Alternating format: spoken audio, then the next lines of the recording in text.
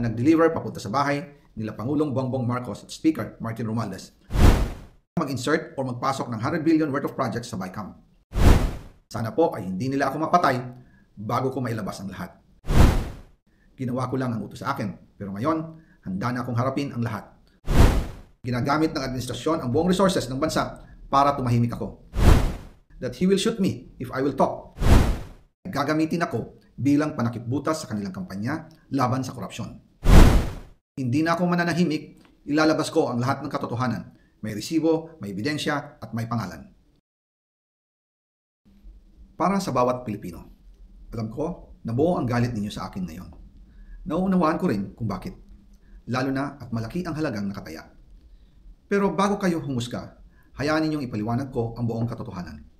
Matagal akong hindi nagsalita dahil may direktang utos sa akin. Huwag nang bumalik ng Pilipinas at manahimik na lamang. Umalis ako noong July 19, 2025 para sa aking medical check-up. Nakaplanong bumalik pagkatapos ng SONA ni Pangulo. Pero habang papauwi na ako, tinawagan ako ni dating Speaker Martin Romualdez at sinabihan, "Stay out of the country. You will be well taken care of as instructed by the President." Noon naniniwala pa ako sa kanila, kaya't hindi ako bumalik. Tumikom ang aking bibig, sumunod ako, pero ang hindi ko alam, ang ibig pala nilang sabihin sa aalagaan ka namin ay gagamitin ako bilang panakipbutas sa kanilang kampanya laban sa korupsyon. Ginawa nila akong poster boy ng kanilang sariling kasinungalingan. Ngayon, hindi na ako mananahimik, ilalabas ko ang lahat ng katotohanan. May resibo, may ebidensya, at may pangalan. Nagsimula ito nung tumawag si Sekmina Pangandaman sa akin nung nag-umpisa ang BICAM process last year, 2024.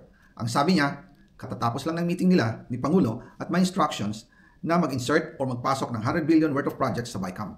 At sinabi pa ni Sekmina, you can confirm with Yusek Adrian Bersamin dahil magkasama sila sa meeting ni Pangulong BBM noong araw na yon. Tinawagan ko po agad si Yusek Adrian Bersamin at tinanong ko kung may instruction nga ba ang Pangulo na magpasok ng 100 billion during their meeting. Ang sabi niya ay totoo nga po. Right after our conversation, tinawagan ko po si dating Speaker Martin Romualdez at nireport ko ang instructions ng Presidente to insert the 100 billion projects. At sinabi niya sa akin, what the President wants, he gets.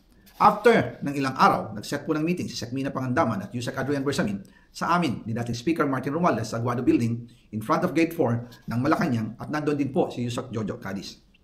During the meeting, binigay po ni Yusek Adrian Bersamin ang listahan na worth 100 billion. Tinanong ko po si Yusek Adrian kung saan galing ang listahan. Ang sagot niya, galing kay PBBM mismo at binigay niya ito mula sa brown leather bag. Nung sinabi po ni Yusek Adrian Bersamin yung brown leather bag, naalala ko noong nasa Singapore kami right after the elections of May 2022 sa Hilton Hotel, kami ni dating Speaker Martin and PBBM habang pauwi at pabalik ng Pilipinas. Hinabol ng PSG ang brown leather bag at ang sabi ni PBBM, maiwan na lahat, wag lang ang brown leather bag. Kaya naniwala ko na utos talaga ito ng Pangulo. Pagkatapos ng ilang araw, I informed sina dating Speaker Martin Romualdez, Sekmina Pangandaman, Yusek Adrian Bersamin, and Yusek Jojo Cadiz na kung pwede 50 billion lang ang ipasok sa program funds dahil sobra ang DPWH funds versus sa DepEd. In practice, hindi pwede na mas malaki ang budget ng DPWH kaysa edukasyon. And yung balance na 50 billion, ilagay na lang sa program funds for the 2025 budget. Dahil Office of the President din ang nagre-release ng lahat ng unprogram funds. Pagkatapos ng isang araw, tinawagan ako ni Sekmina at sinabi ang mensahe ng Pangulo, ipasok ninyo yan dahil pinangako na sa akin ni Speaker Martin yan at hindi na pwedeng baguhin. Kumbaga, ang utos ng hari hindi pwedeng mabali. Again, I informed the Speaker and asked clearance about the instructions ng Pangulo. At ang sabi niya, wala tayong magagawa. Kaya po nagtataka ako kung bakit sinasabi ni Pangulo na hindi niya makilala ang budget. Samantalang lahat na binawas at dinagdag sa mga ahensya ng gobyerno ay humihingi ng approval sa kanya si Sekmina Pangandaman.